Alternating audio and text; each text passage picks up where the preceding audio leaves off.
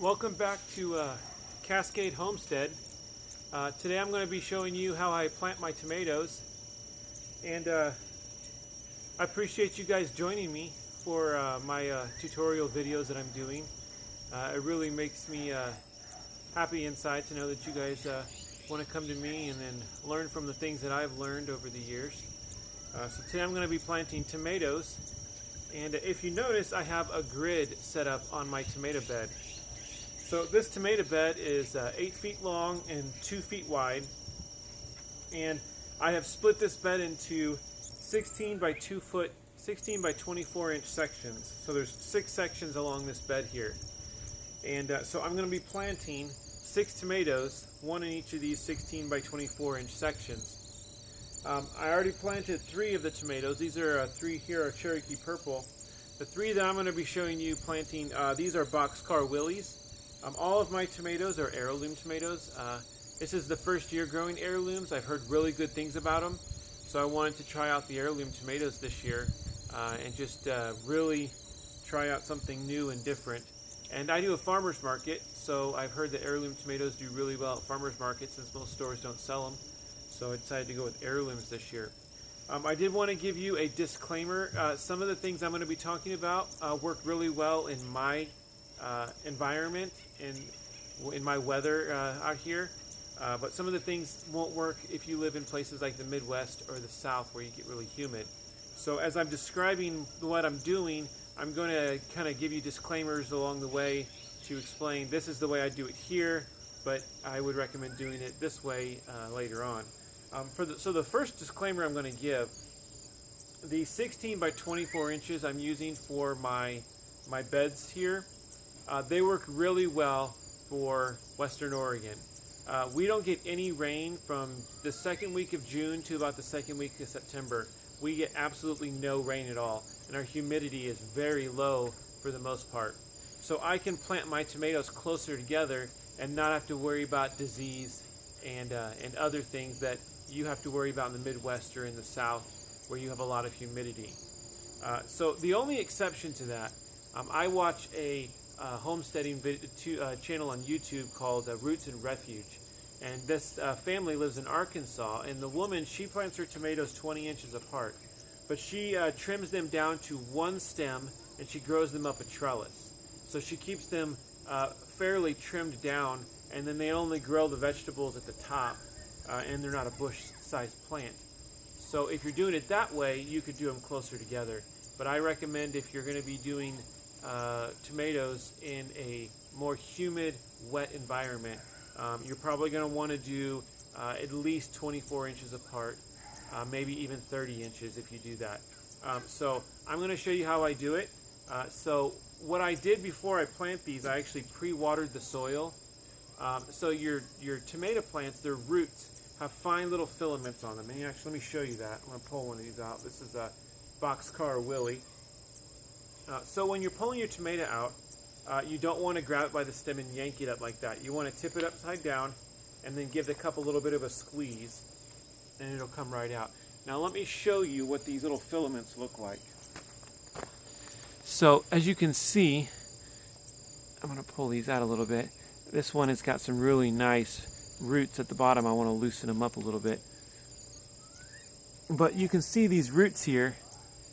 They have a little filaments on them, and you don't want these to get dry, because if they get dry, they will stunt the growth of the plant to start off with. So once you get this pulled out of the cup and the roots kind of broken up like that so they're dangling, you're going to want to dig a hole.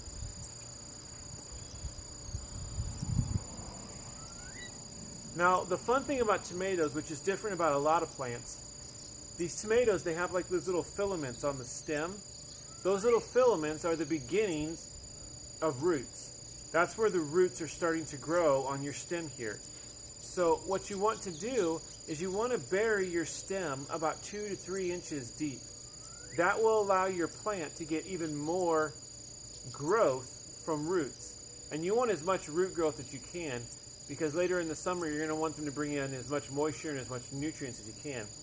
Now, this Boxcar Willie has a branch that is really low, So I'm actually going to pinch that lower branch off. You don't want these touching the ground. You don't want them rubbing up against the ground. That'll foster disease. Even out here, if they touch the ground like that, they can foster disease.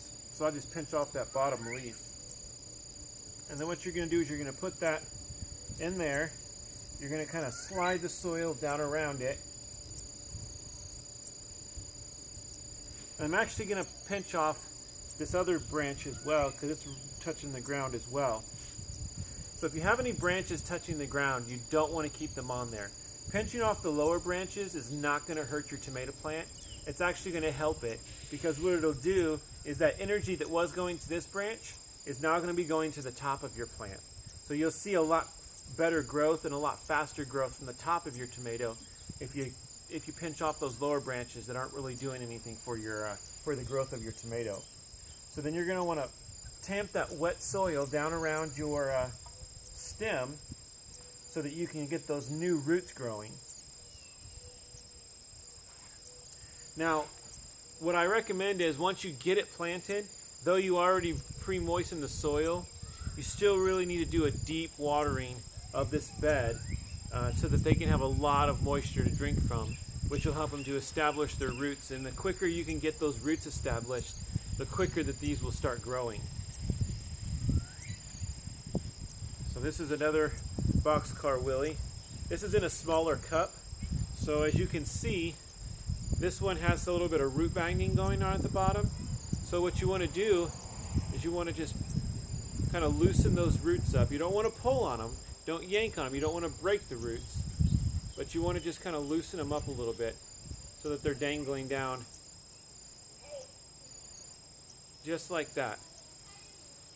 And you're going to want to dig your hole, remember, deeper than your soil, about 2 to 3 inches up your stem to get the new root growth going on. And I'm going to pinch off these 2 lower branches.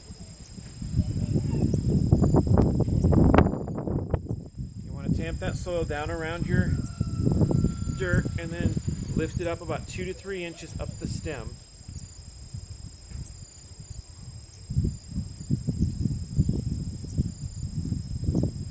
Now, one thing about tomatoes, these are still really young tomatoes, but as they grow, you're going to want to find some way to get them to grow straight up. Whether you use a trellis, whether you use a tomato cage, whatever it is you use, you don't want to just let them grow. Tomatoes traditionally will grow under or grow along the ground. So if you let them just grow, they're going to grow down and they're going to grow along the ground. You don't want that because your tomatoes will rot before you can actually get them for food. So I'm going to do this last one over here. Again, there's a little bit of root binding at the bottom, so you're just going to loosen the roots up a little bit. So one good thing about tomatoes, if you're using a really light seed starter mix, like I used a coconut core seed starting mix, when you're trying to loosen up these roots, they're going to loosen up really easily. It's not going to really be very hard to loosen the roots up. Okay, so dig pretty deep here. Now this one's a little bit smaller, so I don't have to go quite as deep as I did on the other ones.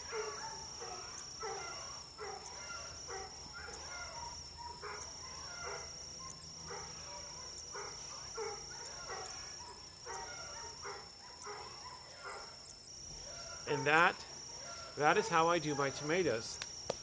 Now, as I said earlier, you're going to want something to protect these, especially if you're planting them outside this early. This is still fairly early for tomatoes. So that's why I have my hoop house here. If you want to know how to do this zero-cost hoop house for your tomatoes, I have a video that shows you how to build this zero-cost hoop house. But this hoop house allows me to drape plastic over my garden bed to protect it if we get a nice cool frost. I hope this video was informative, and I hope it helps you out when you're growing your tomatoes. Just remember, your environment's different than mine, so follow whatever disclaimers I throw out there. But I hope you enjoy gardening and look forward to you guys growing some really nice heirloom tomatoes this year. Well, you guys have a great day, and God bless.